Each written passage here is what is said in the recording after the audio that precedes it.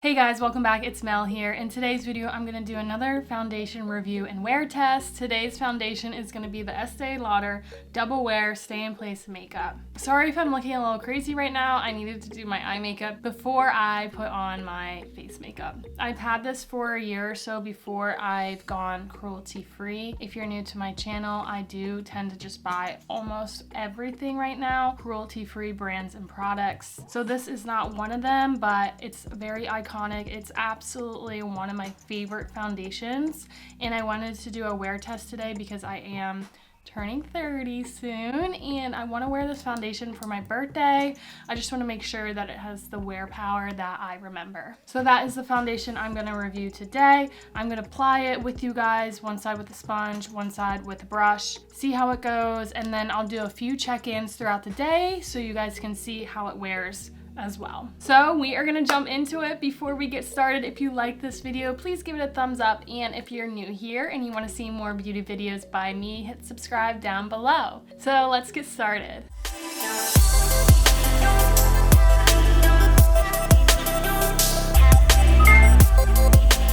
So this is not a cruelty-free brand or product. I just wanted to let you guys know. So I just pulled it up on Ulta. You can find this in stores at Ulta. It has 4.6 out of 5 stars, 10.3K reviews. That's pretty crazy. There is 56 shades. It retails for $48 and you get 1 fluid ounce. The bottle is very sleek. It's a glass bottle with like a smooth finish and a really pretty gold cap. The one thing with this foundation is it does not come with a pump. It's literally just a pour bottle. I know you can buy a pump separately, but I just never did that. So I have the shade 4N Shell Beige. My fake tan is about 3 or 4 days old. So we'll see if this matches. Let's see what it says real quick. It's a 24-hour liquid foundation with flawless natural matte finish. Unify uneven skin tone, control oil shine. Buildable medium to full coverage. Sweat, heat, humidity resistant, waterproof, life-proof. No caking, no settling into fine lines or pores. Feels lightweight and comfortable. Won't cause breakouts or clog pores. Dermatologist tested, free of synthetic fragrance. Okay guys, so it is a more expensive foundation, but it is so beautiful. If you're new to my channel, I used to have oily skin. Now my skin is more dry because I saw a dermatologist and I'm on some medications to heal the acne. So I am leaning more dry nowadays, but when I had oily skin, I absolutely love this. So I want to see if it works again with my current dry skin. So like usual, I already have my skincare soaked into my skin. I am not going to use any glowy products underneath the skin like I usually do for my dry skin, just because I really want to see how this wears without it. If you have dry skin and you have problems with full coverage, maybe more matte foundations, caking, or getting really dry, try prepping your skin really good with your skincare or using like a glowy liquid filter under the foundation to really help counteract that dryness and help that foundation not make your face more drier. That typically works well for me. But I'm not going to do that today. We're just going to go straight in with this guy. So again, this does not have a pump, so it gets pretty messy. I'm just going to pour some on the back. Oh, my hand. Oh my gosh. Like I said again, very, very liquidy. All right, I'm going to do one side with a sponge.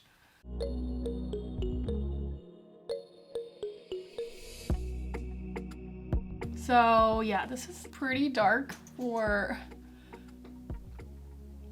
We'll lighten it up, don't worry.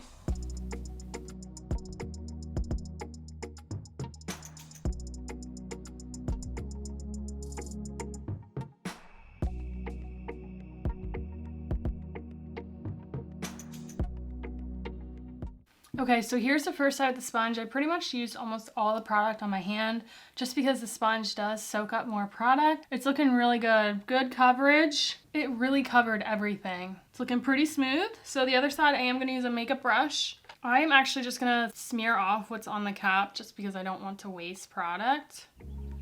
And let's go.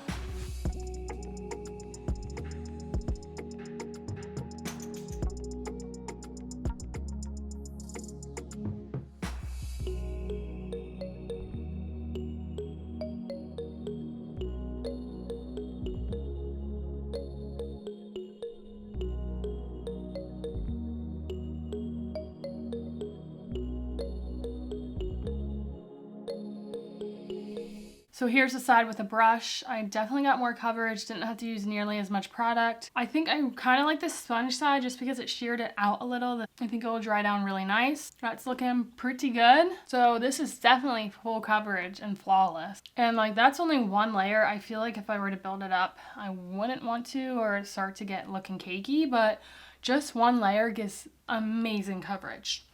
All right, so I'm gonna finish my makeup and then I'll be back to give some updated thoughts. All right guys, so I'm back. I finished my makeup. Let's talk about the foundation. It's full coverage. It looks very nice. I'm not sure if it's the foundation. I don't think it's the foundation. I think it's my cream contour and cream blush that got really weird. I think it was this new liquid blush that I tried. I like the one shade I didn't have the problem, but I got a new shade and giving me issues, so it might be that blush. I really don't think it's the foundation, but it does look a little heavy on the skin, like in this area. Let me zoom in. So it looks a little heavy, but it's super flawless. It looks beautiful. The shade is actually not bad. It's more cooler and my self-tan's more warmer, but that's okay. I definitely can work with this.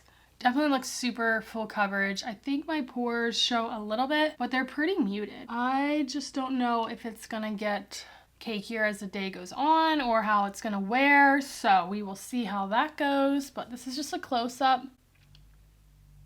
Man, I did a bad job here. I usually don't do my contour that strong, but... So it's 12:12 in the afternoon. We'll see how it wears throughout the day. So far, I think it looks really good. I'm just really confused about this. I really don't think it's the foundation because I've used this foundation before in the past. I think it was that blush, but we'll see how it goes. I'll do a few check-ins and keep you guys updated.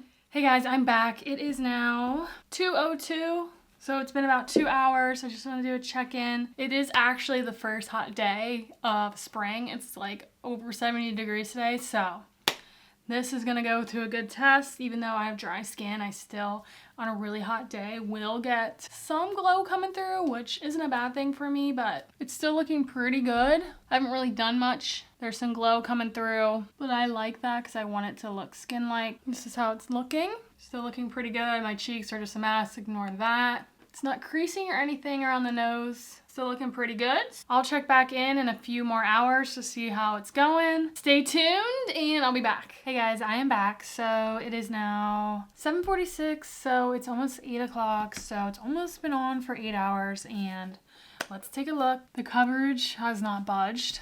I'll definitely say that. There is a good amount of oil coming through. It is a really hot day today. Probably the hottest it's been all spring.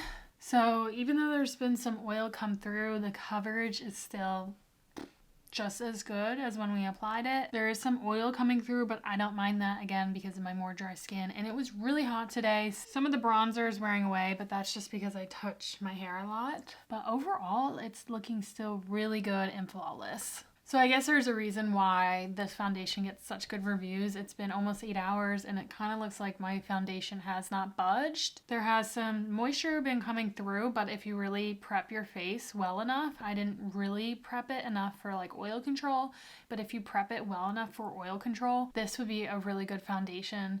Full coverage, looks beautiful, lasts a long time. So I really do love this foundation. Now it can get a little heavy and cakey if you use too much. I think I definitely preferred the sponge over the brush just because it sheared it out a little bit and prevented it from getting too much and too cakey in certain areas. But it's not caking or creasing more around my nose. It's not breaking up on my chin. Even between my eyes and my creases on my forehead, it's not settling in those lines. So that is honestly really great. I'm on the hunt for a foundation that is similar to this, but is a cruelty-free brand. So if you know of any foundations that you love that's cruelty-free and is similar to the ESTÉE Lauder Double Wear Foundation, let me know because I'm on the hunt. I will not be repurchasing this again once it's gone or in another shade just because it is not a cruelty-free brand. That's just really important to me. If you know of anything, let me know. But this foundation is really good. If you don't mind buying from non-cruelty free brands, I would definitely say pick this up. It is beautiful